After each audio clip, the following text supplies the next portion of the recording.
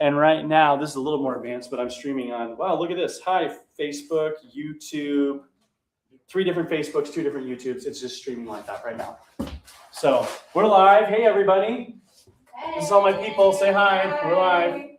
If you want to join the room and have a conversation with us about marketing that doesn't suck, we're finishing our round of introductions. We have so many cool guests here. I'm already learning things new. We have people with 30 plus years of experience in their trade. Shout out to Stevens Heating and Air Conditioning for being here. Thank you very much, Jennifer, for taking a moment off your office manager job to be here.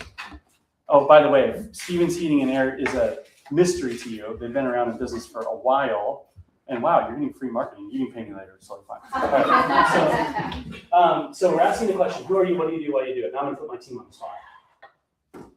Leo, you're up. My name is Leah Volkoff. I'm a licensed real estate broker and also the director of operations for real estate. And why do you do what you do? I do what I do because our team embodies living in a way that's in service to our clients and our communities, and that's very fulfilling for me. Love that. Mariah. I'm Mariah Avery. I'm a licensed real estate agent for the last almost 11 years. And why do you keep doing it? Why are you still here? I love making the relationships and keeping my clients as my people. Love that. Christina. I'm Christina Casper, part of Discover Oregon Real Estate, licensed real estate broker, and I've had my license since 2002. And I do what I do because I too love connecting with people. That is very fulfilling to me.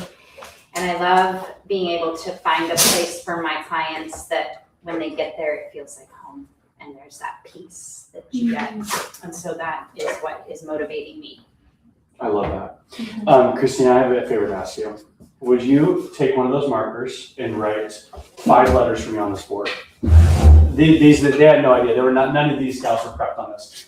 I want you to write. We just know. Okay. Just write the word wealth next to these categories here. WEA. Here? Yeah, right there. Wealth. So you guys are going to see a little visual there of these 7 pillars of wealth. That's my giveaway. Spiritual wealth, experiential wealth, time wealth, relational wealth, health wealth, financial wealth, and legacy wealth. What we're going to talk about in marketing is ultimately why you do what you do.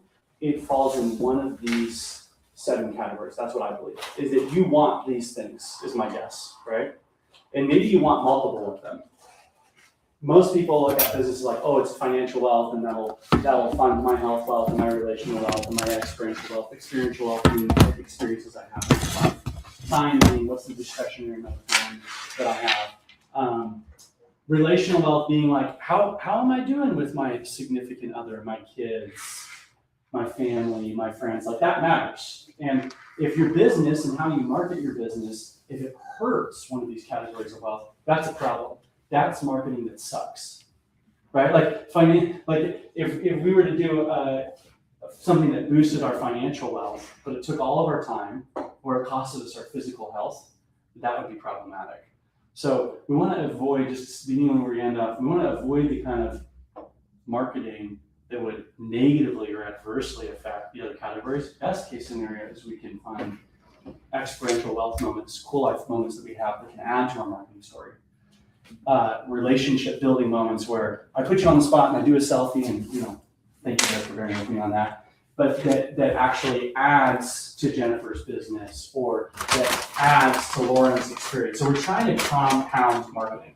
Now, I'm going to put myself on the spot here for a bit because what I'm going to share about today is, I would say, what's approaching close to 20 years now of failing forward in entrepreneurship. And so it's 12-12. I'm thinking we just spend 30 minutes talking about me and then 5 minutes talking about marketing. What do you guys think about that? There we go. I'm joking, but that'd be a terrible way to spend our time together.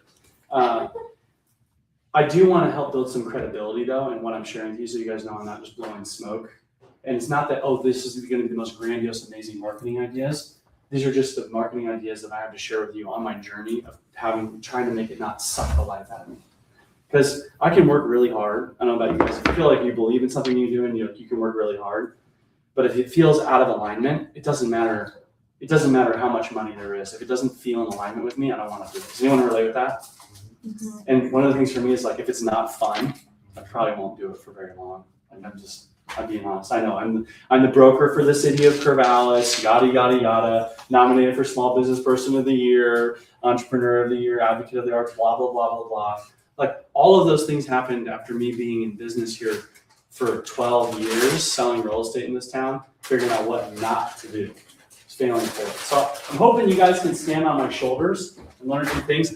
We'll start with a little video that I gave you guys the intro to, which is a sequel to the video of my, like, I'm either gonna quit real estate or maybe I'll try doing music and incorporating that into it because I love music. And I was disconnected from my industry. So this video is meaningful because it represents a process for me after selling, like I said, over 500 homes in my 20s, running a property management company, doing my own flips, and every year buying and renovating and renting out a rental, and doing a lot of real estate and finding myself completely emotionally disconnected from what was actually going on in the day-to-day client experience of someone having to put the childhood home up for sale. Right? It became a transactional process. So when I sold my house on Green Acres, I cried. I deliberated. I tried to find every possible way to keep it. And at some point, it just became clear. It needed to sell in order for that chapter to close and the next chapter to open. And so when that video went off, it went viral, not even because I had a great marketing plan, but because people just connected with the true authenticity and energy of it. I'm sure that I could have probably made it do better if I'd been more smart about social media, but I threw it out there and texted a bunch of people, and other people just shared it to other people, and it did a bunch of things. Interestingly enough, I probably spent too much money on it, but every single home that has gone on the market on Green Acres Lane, to my knowledge, since then, has called me to sell their house. So this listing is like in one of a row of like 5 homes, all my next door neighbors, some of which I had no relationship, very limited no relationship with before this video, that have all called me over the last 4 years to sell this home. This is the most recent call I've gotten on Green Acres. And they're totally cool with me copying and pasting the old content. I'm embarrassed because we were just like warming up when we started to film this. I was like, Mies, what should we do? So you're gonna see me and my daughter and our special star guests, who might even be in this room. And I think this is also important to say. We didn't really script this out. We just kind of figured it out and threw it together. And this is Mariah's very first ever kind of like performance. But can we, like, for those newbies, can we acknowledge, like, yes, I've been doing this for a little bit, but I have my 7-year-old daughter on this film. Did you post it yesterday or the day? Yeah, it just went on the market yesterday. So sneak peek. Also, I'm trying to sell this house for $490, so it is in North Albany. So if you want to buy. The place to be. Oh God. Oh, should we do the old one? Green Acres is the place to There's be. tanks back. Country living is the life for me. Land stretching out so far and wide. Keep Manhattan and give me that countryside. We forgot Something like that, right? So And we then, had to say it. I'd rather be in New York for the smell of hay. I remember I had no idea what small she was doing. snippets of that old song when we lived just down the road from here. Oh, our guests are here. Hi, Hey, welcome everyone to another Door Experience. I'm your host, Tim, I'm Maisie, and this is Savannah, and take your Tino the first. and we have a very special experience, a trip down memory lane here on Green Acres Loop. Didn't you promise me a knocked-off joke? Of course, I forgot. Knock, knock. Who's that? Who? Are you an owl? Woohoo! Is that a real owl? Is there a real owl out here at Green Acres? Oh, it's just Mariah. Oh, of course. Mariah! Hey, good to see you. Thank you guys so much for inviting me to preview this listing for my buyers. Oh, that's right. I totally forgot we invited her out here. Yes, and I really, really love how it's situated on the lot. The lot is huge. The house is kind of in the middle, so it gives a really big front yard and backyard. I think they're in It's a great location. I think they're in for a real treat on this one. Yeah. What do you think? Should we roll the song for them? Sure. All right. You start. Roll.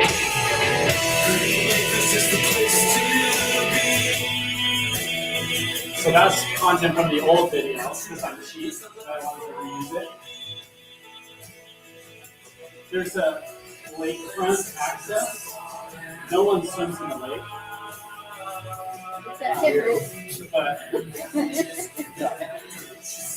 but we're like, well, why don't we just get in the lake? Let's see what happens. You'll notice that we only sold the house for 5 to 10 seconds of it when I provided it. Everything else is just fooling around and having fun and daisied on the tree. Like we just like what's something fun we could do out here. The house is like a flip. We use like tons of work. There's holes in the doors. Only one thing we did was refinish the floors. Everything else is like original. The kitchen has like a slight remodel, but the deck goes nowhere. There's no doors. Is that better? That's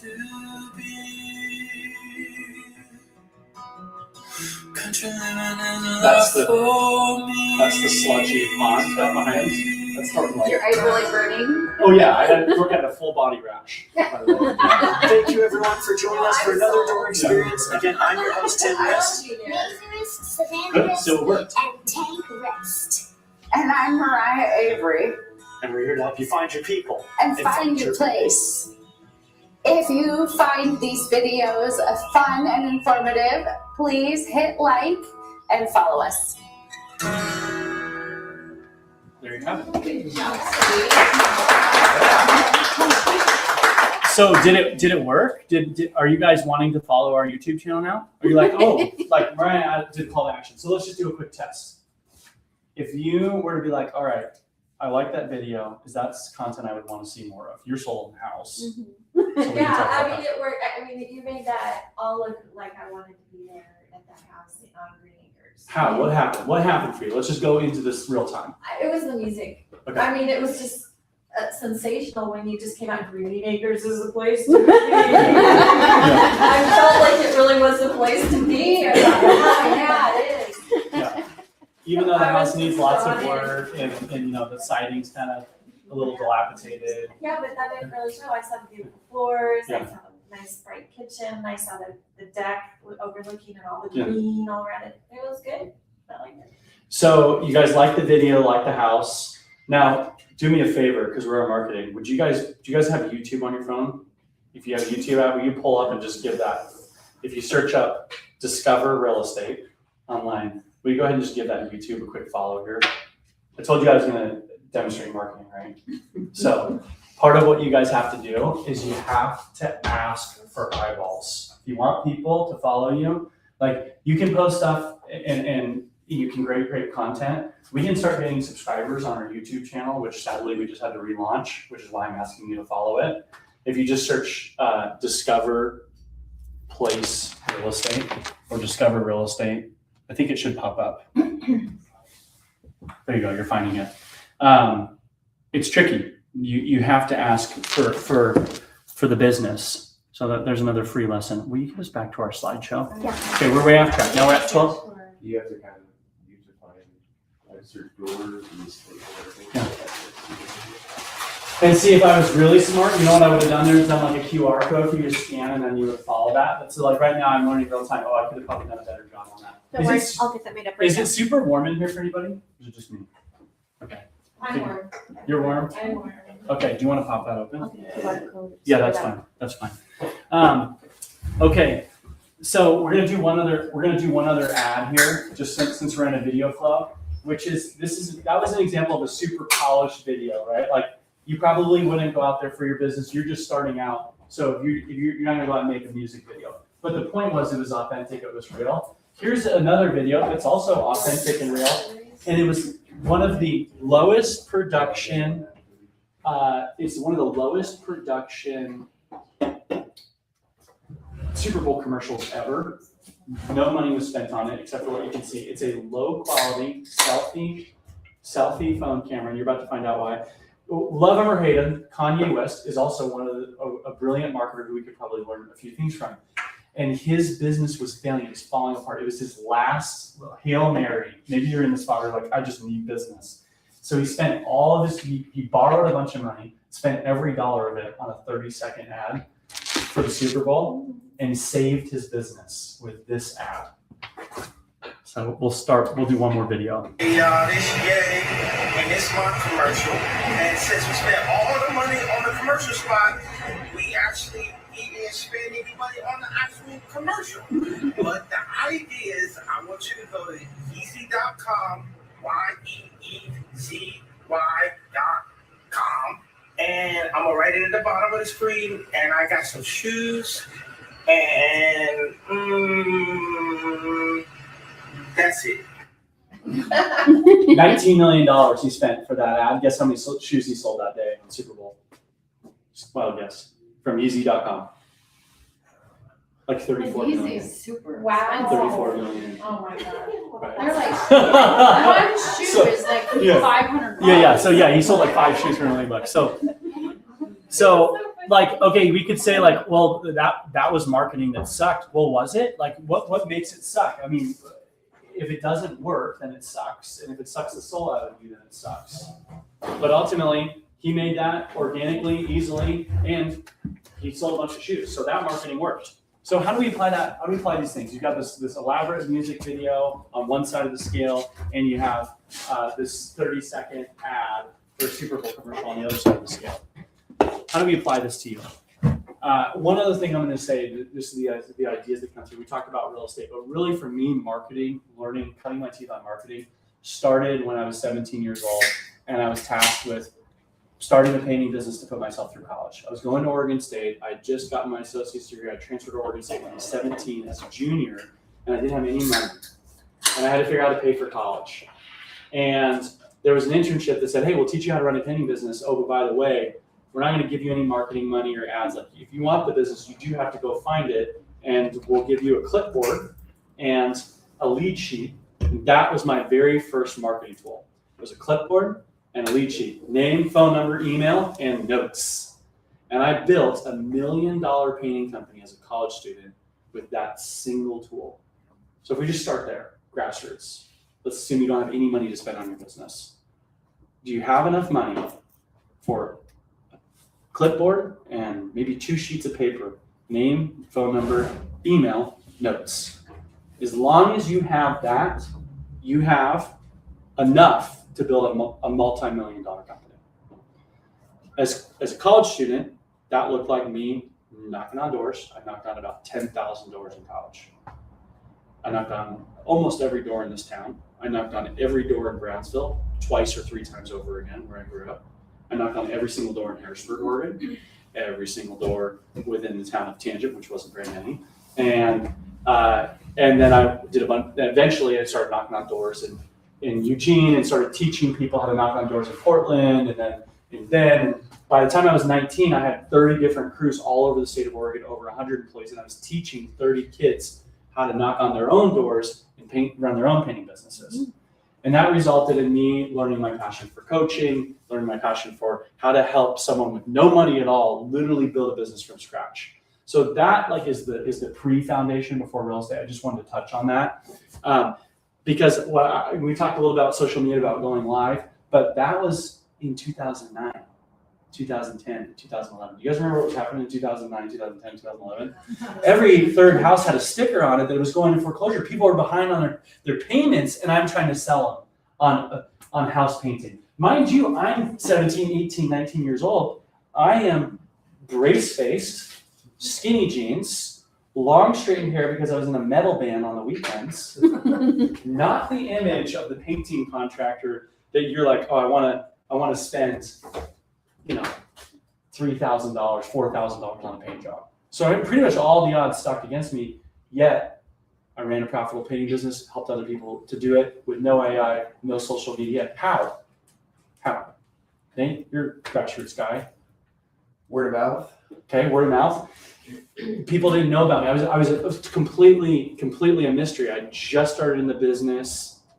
No one really, I didn't have an email list. I didn't have a social media. Like, there was no way for me to get the word out. Drop off business cards Drop out business cards. Okay. Well, I'll tell you what didn't work. As I love the ideas. I tried that. I don't think I've ever gotten a phone call off of a business card now in 15, 16 years of doing business. I think what works the best is that the in-person Yeah. contact, the connection you get. And Bingo. really you talk to them, you have a conversation Yeah. about it, instead of just saying like I do residential and cleaning and you explain, hey, this is Yeah. what I can help you look at their house and give an estimate, this is how I can help you. I'll take care of this and this and this and that, and you make a list. And right now that they feel taken care of right Yeah. away. So I think it's that human connection because the rest is very like distant, like. So human connection is critical, but mind you, I'm also talking to people that are busy, right? They're not looking for another friend. Well, So- but that's the whole point. Yeah. They are busy and they don't have time. Yeah, I Yeah. have some painting stuff. I'll deal with it later. I'll deal with it later. Well, here's a kid right in front of me who does it. Okay. Yeah. Get hired. So I will say that the biggest thing that I learned in that process of crash course marketing and knocking on 10,000 doors was how important it was to come from contribution quickly. If I just gave them a card and it's about me, I hate calling me back. If I just make a connection and I'm trying to get to know them, it's still about me. But if I walk up to their door and say, hey, I'm in the neighborhood, I'm offering free estimates. This is literally my script. And oh, by the way, I noticed that your fascia board was flaking out front. Could I have provided a free estimate for what it would be to get that taken care of? Oh, no, I'm too busy for that. Oh, okay, well, here's my concern. If you don't take care of that now, it could cost you more money down the road, and I'm worried about it getting dry rotted Nate.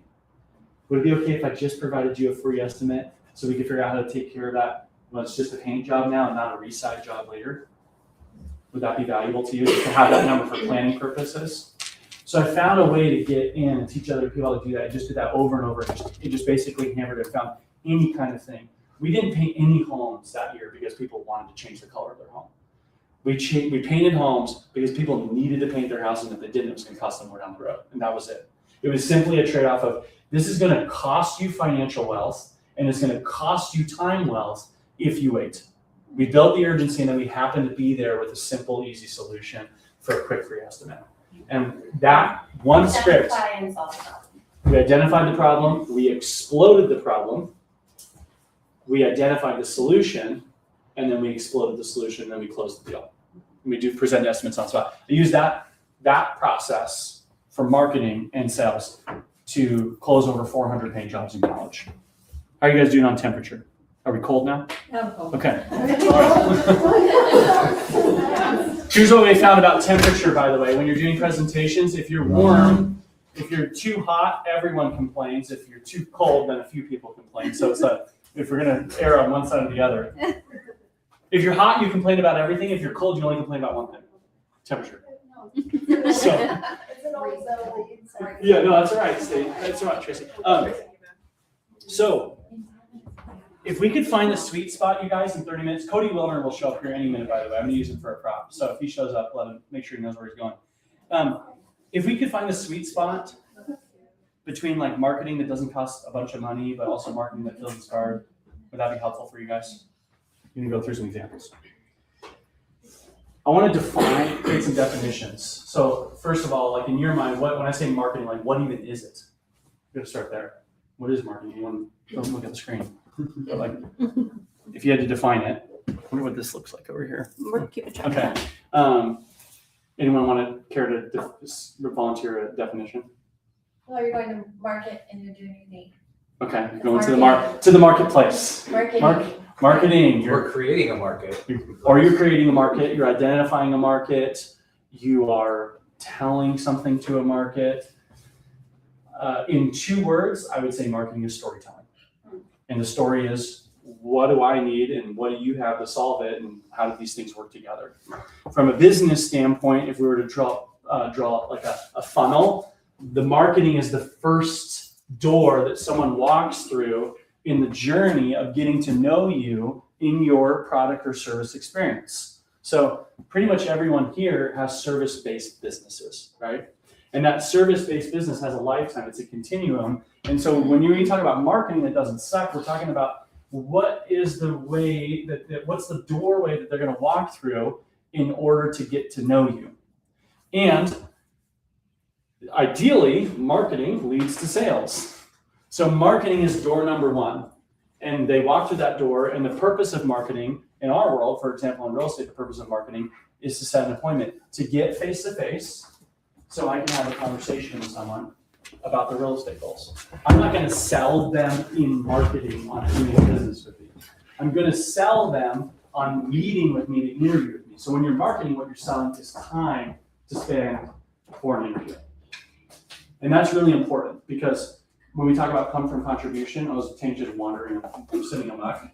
So like I'll market Tank because people want to come meet with me because they want to see my dog, right? But Tank's not gonna like, I love him.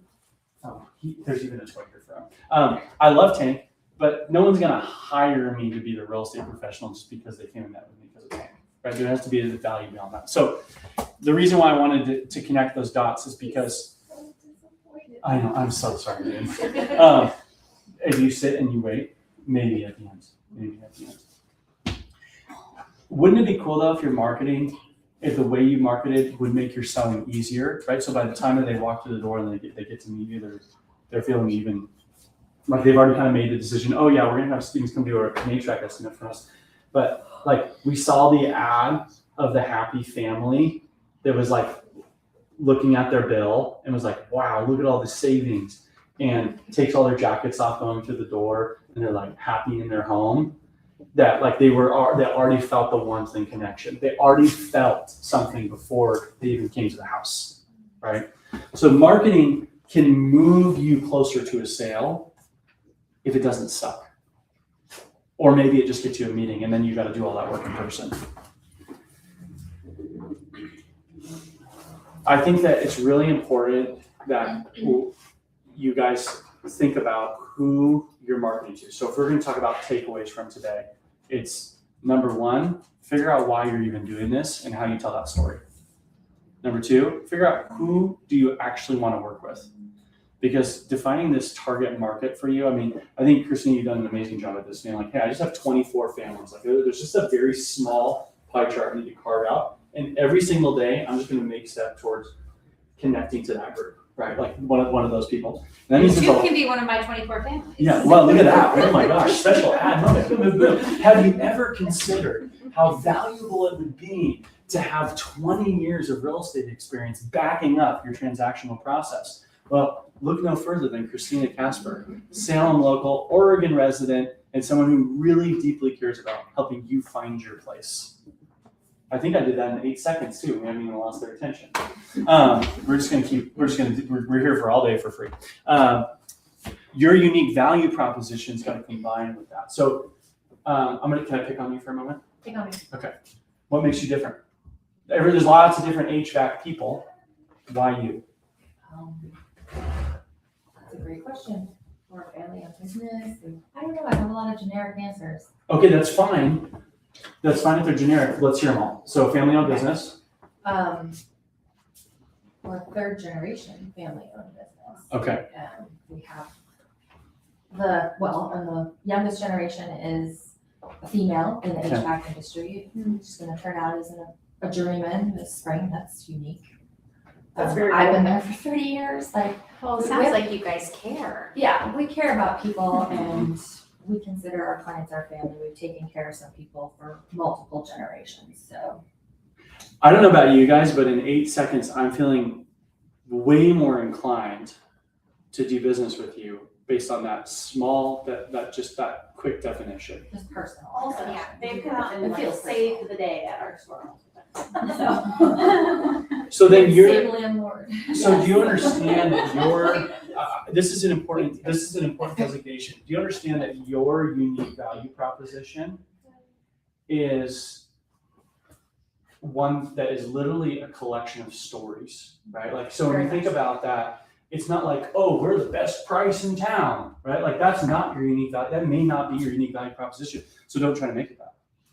But it's like, hey, not only do we do a good job, we've been doing a good job for 3 generations, and we believe in family-owned business. So when you do business with us, you're going to have the financial. I want you guys to turn over to our wealth building categories. When you think about your unique value proposition, I want you to think about the 7 pillars of wealth in your life.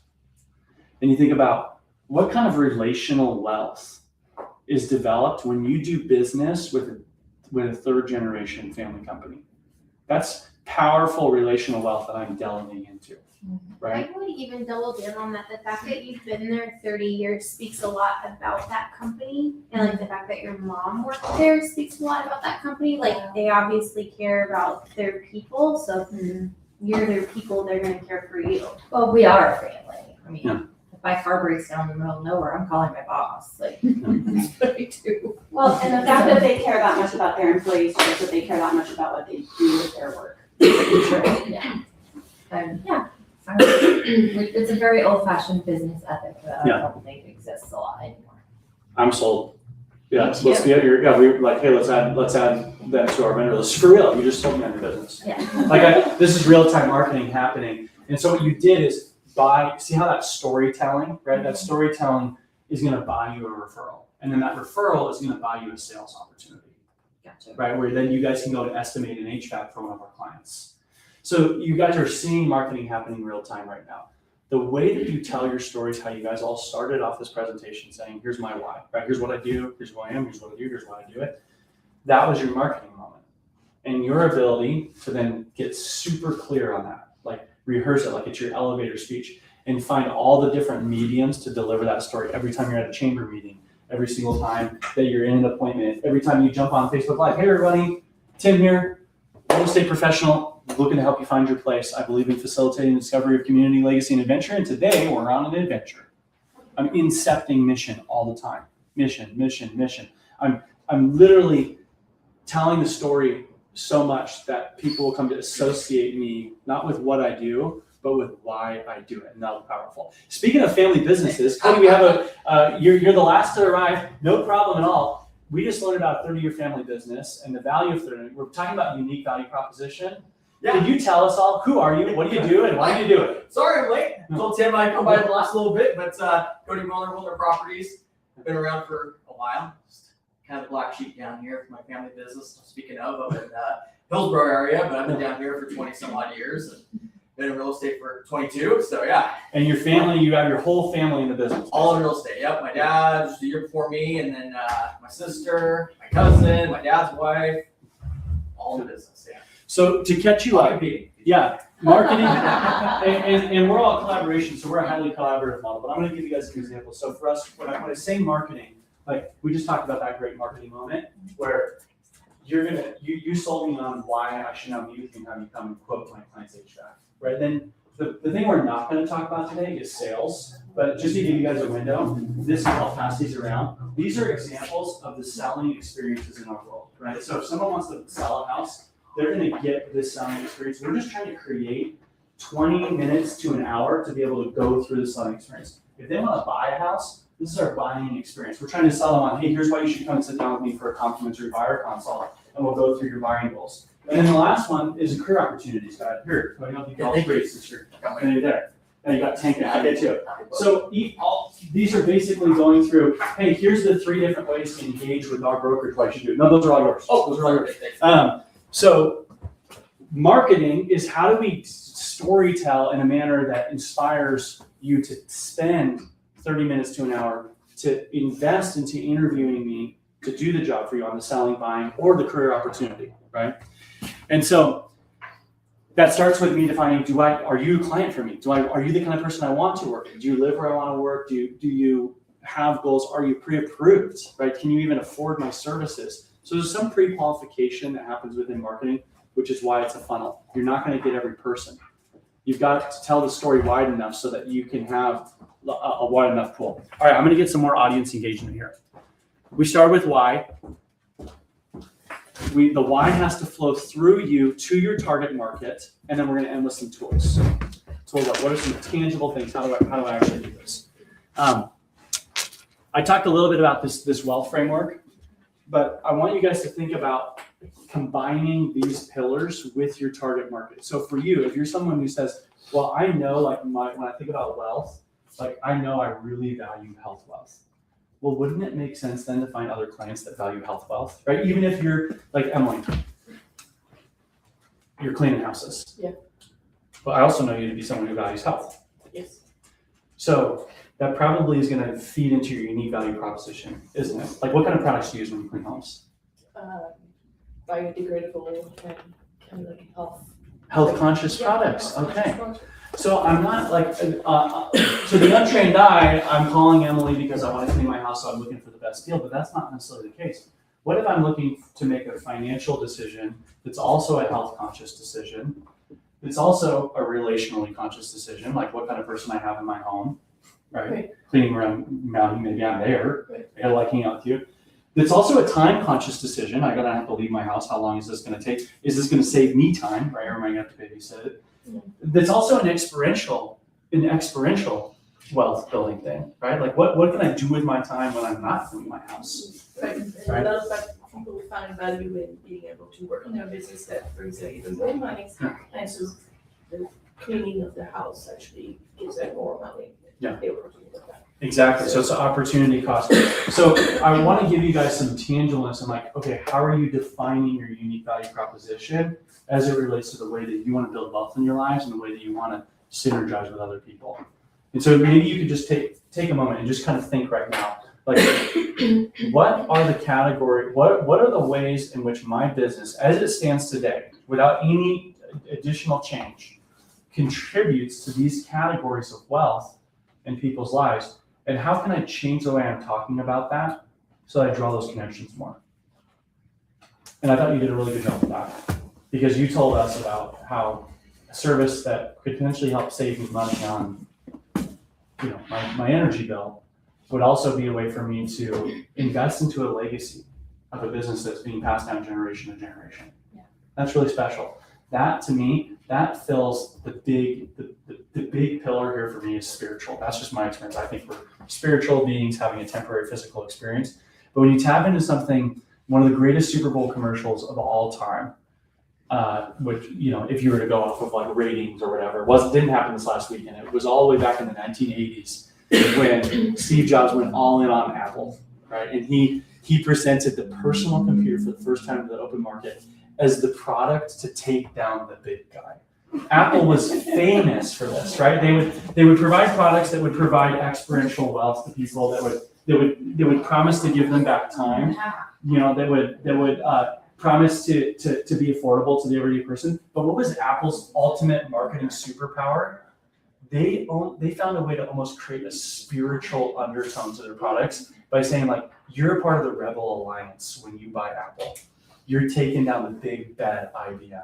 And if we had more time, I'd play the ad, but that'd be your homework assignment, is go back and look at Apple's first ad in the Super Bowl and how they created IBM as like the Darth Sidious, right? And they created they created this experience where it was like light versus dark. Not that I'd invite you guys all to do that for your businesses, but just know that part of Apple's success was almost creating a spiritual connection to their product. And I think that we can all do that in a small way with our businesses. One call to action that I want to give all of you, the single most powerful marketing thing that I think you could do is to consider advertising some element of donation with every single process, service, or transaction that you sell. And it could start with as simple as what I call the 1% pledge. Hey, for 1% of every piece of business you do from us, we contribute to X costs. We're about ending homelessness.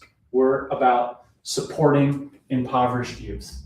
We're about ending generational poverty, right? And in fact, you could even just, like, there's a great nonprofit represented here. You'd be like, you know what? We just adopted the Boys and Girls Club. 1% of every transaction that we close, we send 1% of that to the Boys and Girls Club. We are a semi-profit organization. And I think that is a movement in marketing that can then graft in these legacy wealth building elements into your branding, into your storytelling, these spiritual elements, these relational elements that then cause your marketing to not suck, to not suck the life out of your soul, to not feel like when you go and meet with somebody, you're like, okay, I need something from you, because you're really being a go-giver. All right, we're down to our last 10 minutes. Let's get to some tactical. Anyone care to volunteer when you look at that list? Like, what's the one thing that motivates you most when you think about wealth building? Be vulnerable here. Well, everything is spiritual for me, Yeah. so that's the big thing. That's why we put it on the If you top. keep Yeah. going down and Yeah. deeper and deeper into the why it gets down to that. And that's why I really think that as a business community, we have a really amazing call to action to change culture of business by being more public around how we give from gross. Everyone gives something from profit, but I think if you can find a way to say, hey, how could I increase my prices by 1%? Pass this on to the consumer, but get them connected to my why. I'll tell you guys a story. The business between painting and real estate. It was when I was, again, having that music video moment where I was like, we've got to create a business that like could actually be like a semi-prop, like a benefit corp. And so my buddies and I were trying to employ our painters and through the winter, and we decided to start a business hanging up Christmas lights and taking them down. Same marketing, by the way, knocking on doors, exact same playbook, but we just added one little ingredient. And that was that we were going to donate 10% of the gross income of every job we sold towards ending human trafficking or drilling wells in Africa. You choose. So we gave the client a choice, which cause do you want us to give to? And right as soon as we book the job, we'll write the check for 10%. We literally write it out of the deposit. They give us a deposit for 25% of the job, and 10% would go right to the charity. And so they got to be involved in that. That was like our rite of passage to doing business. That business, I ended up giving it away to my business partner in the spirit of that business. And it's still in operation to this day. It added on a cleaning wing. For the last 12 years, they have been donating 10% of gross income from their sales, gross, towards local causes that matter to them. And I share that to say it actually can work. We're seeing companies do this all over the place. So there's my one big idea that I'm gonna throw out to you is to say the marketing that doesn't suck is going to be marketing that ties to a cause, to really the wealth building that you want to leave behind. Think about where you could start. And maybe it's not a percentage. Maybe it's say, hey, for every deal we close, we get a bed in someone's room or whatever. Right now, if you had to just do like a synopsis, how often right now do you feel like your marketing really connects to your story? Does anyone have any good success stories right now where they feel like, oh, I'm doing a really good job at this? Is this all something we can all improve on? Ours is something we can track. Yeah. Like, my bosses always just, we support our community. Yeah. So we buy an animal from 4-H every year. We Yeah. support we sponsor the high school sports teams. We don't really track. You're not like trying to figure out like, how does that actually connect to more business, right? Just help the community. Yeah, I love that. And I think that for you guys, just being more vocal on telling that story could just be so powerful, right? Mm-hmm. So like you're doing the work to do that. And then I think because you know the more business you get, the more that you can give, then you can just stop being bashful about telling that story. Shout it from the rooftops, do some lives like we're doing right now. I think that like for me, it's always been this like, oh, you don't show everybody all the good things you're doing. Yeah. Personally about it. And so like, I guess, but there's a difference when you're saying, hey, this is something that we're doing, and by supporting us, you're contributing to that. Exactly. And so like, I guess in my personal life, I can hold that. But maybe in my business, it's appropriate to invite people into that. Yeah. Because that has been feeling icky to me. Yeah. Because we've been wanting to do these things, and I'm like, oh, I don't know how we should. And Joseph's like, hey, let's do it. Like they can pick which one. And I'm like, oh, that doesn't feel right. Because then what if one doesn't get picked as much? And I'm like, oh, I gotta be fair. I used to be a kindergarten teacher, so but I think that makes more sense to me. It doesn't have to be about like my personal charity can still exist, and I don't have to advertise that. But like my professional work that's also supporting something others can participate in. Yeah, totally. So you're asking them to partner with you in wealth building. You're not asking them to give you wealth. Yeah. And you're not volunteering for wealth. Yeah. Right? But what you're That's doing a is brain shift for me. building that, when you build that synergy, it's magic. Like that's really marketing that doesn't suck. Is like marketing that's magic. Like you just have this experience, you're like, oh my God, I'm just caught up in the moment, right? Like there's a magical element that we're trying to ascertain here that could actually be fun, right? That could actually be like, I'm excited to go and tell the story to someone of what this transaction did for this family. And like, I'm pumped to brag about it because I know that if I can do it again, I get to drill another well. Like I know it costs $8,000 to drill a well that changes the lives for hundreds of people in Uganda right now. $8,000. And if that means like whether your average contribution to that is $8 per cleaning, well then great, 1,000 cleanings and you get a well. So be one of those 1,000 cleanings. Like however you want to piece the economics, Tie your business goal to something that matters more than your business. Build a legacy with your marketing. That's my call to action to you guys. And that then becomes a part of your unique value proposition. You lace that into your unique value proposition. Your work becomes more meaningful because then you're not just cleaning houses, you're actually drilling wells in a roundabout way. Like you're a well driller. I don't know if you guys know this, but I am actually a well driller. Like I didn't get to this, but if I was going to give you guys my philanthropy intro, like my name's Tim. I end homelessness. I drill wells and I get people out of slavery. That's what I do for a living. And I just happen to be in the real estate business and I ride that train to accomplish those goals. That's my unique value proposition. And I could keep going on that. So there's going to be 10 things that are going to actually grow your business. Number one, you're going to get radical clarity on who you serve. That includes your nonprofit. I'm going to ask you guys to mark your calendars for July 18th. We're going to throw a party. We're going to call it Party to Save the World. At this event, we're going to ask any for-profit company that wants to be a sponsor. Their sponsorship includes them paying the access for their nonprofit of choice. So you're going to walk into this event, and on this side, it's going to be a bunch of for-profit companies trying to get your business. And right across from them is going to be the nonprofit that they've chose to adopt and bring along and serve to get you to give to those organizations. We are going to create a giving engine in our community. It can start with the people in this room. It can start with $1 per cleaning. That can be enough to supercharge that energy and magic into your business. You're going to get clear on your value proposition. That's going to be, what's the cause? What is this wealth building experience that you are going to be interjecting with? I'm going to challenge you guys to connect with your deeper why. And then think about what you guys have done in this room right now is building relational wealth. You guys did a really good job of that already today. Look at that. We have 5 minutes left, and you guys have already walked through this room. Referrals were potentially exchanged. We'll probably find a way to do like an email thread or something here, Leah, like to be like, hey, here's everybody's contact. But you're going to build relational wealth just by investing the hour and a half to spend together. So thank you, by the way, for your time. And then you're going to increase frequency of touch points if you tell your story more often. We just got to learn from Melissa that she just started a business. I hope we get to see her, Tracy, at the next Chamber of Commerce because I want to hear about her first client. I want to hear about her next client. I want you to bring me along your entrepreneurial journey with you. That's only going to happen if I see you every so often, Melissa. So I hope you come to the Chamber. Okay, great. And then when you create clear buying opportunities, I pass those around, but you guys got to think about the next step. When someone says, all right, Elaine, like I'm down to do business with you. Like, show me what it looks like. You're going to show up to the house. What does that buying opportunity look like? Get clear on what your guys' appointment or your conversion experience is, and make it something that's more than a phone call, right? Make that an experience. I have something. Yeah. What was your name? Nate. Nate. I have a client that literally asked me before I came here if I could refer a mover to her. Yeah, sure. And I told her that I don't normally refer movers because 7 times out of 10, they're not great. So if I said that to you, how would you?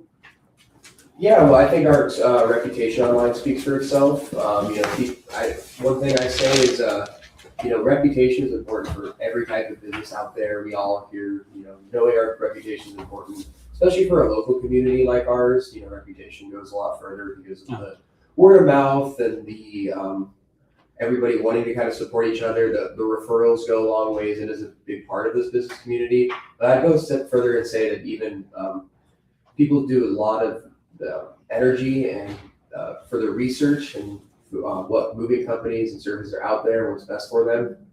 Just the lack of frequency that anyone hires a moving company or meets a moving company, it's a lot less often than where you would go out to eat for a Friday night, or even where you get your plumbing services done too. So it's just a really good point. Big part of your life.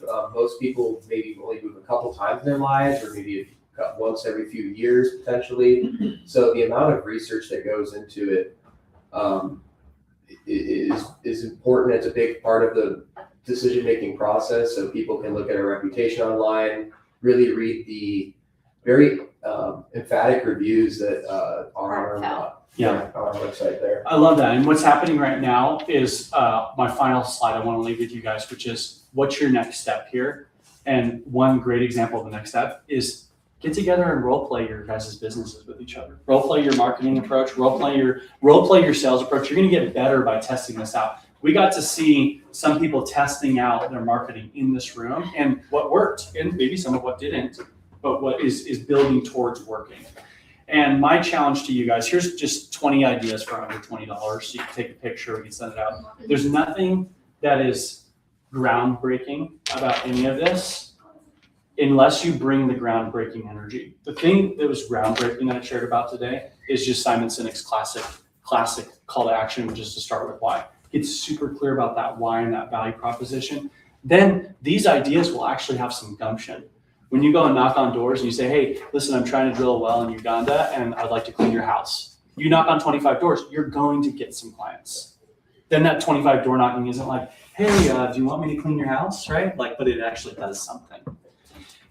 There's a couple ideas here that I'm just gonna throw out that are commonly missed opportunities that I see. Now, this is a real estate thing, so you can skip this or come up with your own version of that, but think about for you guys on the lending side, like you might not have a client who actively needs a loan today, but how can you provide value to them on the journey of their commercial building? Provide a weekly or regularly informative approach to the market so that you are branding yourself as a market experts on what's happening with absorption rates in commercial lending. I'd like to know what's happening with building values. I'd like to know what inventory is on the commercial rates. I would love to see someone who could provide that report to me specifically for commercial. If they're showing up and providing that value, that is a way to come from contribution and build a relationship. Hey, love to meet with you and show you the latest commercial market update. Cool, dissect it for me. Give me the cliff notes. I don't want to read it. I want to meet with you, have coffee, and maybe you could come up with something for that. That's my request to you guys. I think that if there's just to wrap up here, guys, because we're out of time. We didn't talk about client acquisition. That'll have to be a whole nother talk. But I think part of the journey for all of us as business owners is to define what is a client worth to us. What are we willing to pay in time or money to get that? And then figure out how we want to repeat that and drive that cost down. But if you guys could just walk away with one thing today, knowing there's no silver bullet, but at the very minimum, if you could bring some joy and some charisma into the work you do, if you could have some fun with this, then consistency doesn't seem so unattainable. You go to most marketing and sales things are like, work harder, do more lead gen, make more calls, go more, work. That's it. You got to grind it out, right? Like you talk to Gary Vaynerchuk, it's like just grind it out more. And I'm like, well, how about not? Like, what about just like flow? What if you could just like make it more fun so that you look forward to doing it? I would leave you with that truly for us as a business, like we're going to just keep facilitating community, legacy, and adventure. And I have fun doing that. That's why I'm here talking to you guys about this, because I wanted to facilitate community. I wanted to invest into the legacy of your businesses, and I wanted to play some stupid videos to make your life a little better today. Okay. And like, what's going to make this suck for you all is if your marketing is misaligned, if it's inconsistent, if it's confusing, and it is not connecting to a deeper why. This is how marketing sucks, and how it doesn't suck is if it's clear. Who are you? What do you do? Why do you do it? If it is connection based, and then it's consistent, showing up all the time. And that, ladies and gentlemen, is a wrap. So there's 3 things for you to do before you go, and I really appreciate your time. Does anyone care to share 1 or 2 takeaways in the last 60 seconds here from today? Volunteer. Well, I like the idea of the donations, but I put it kind of different spin on it because my services, there's a lot of people that really, really need help with that, but can't afford it. And so I thought, how can I find a way to maybe create a fund or something where I take some of the money that I get from the more wealthier clients and put it into a fund so that I can sponsor another person who might not be able to quite afford my services. I love that. I have one additional favor to ask on that note. I want to know what you guys do. If you come up with a brilliant idea, please text me. Like, hey, this worked for me. If you guys will all pull out your phones just to give me a little feedback here. Will you all scan this QR code and see what happens with your phones? Because what I decided to do is use this marketing class to sell you guys on my book launch team, to have you guys go on there and buy my book for $1 when it goes live. I'm giving it all to you for $1. Also, if anyone is interested in the Oregon Business Conference happening tomorrow and Friday, I have a few free tickets left for a whole entire seminar on great marketing and learning from people that are way smarter than me. There's someone who's on socials who has 2 billion views on their business. And if you guys would do me a favor and just scan this before you go, that'd be awesome. That's a wrap. It's after 1 o'clock. Thank you guys very much. Our business card, thanks. I'm gonna send it for How are you? Oh, it's still live. Trying to recognize.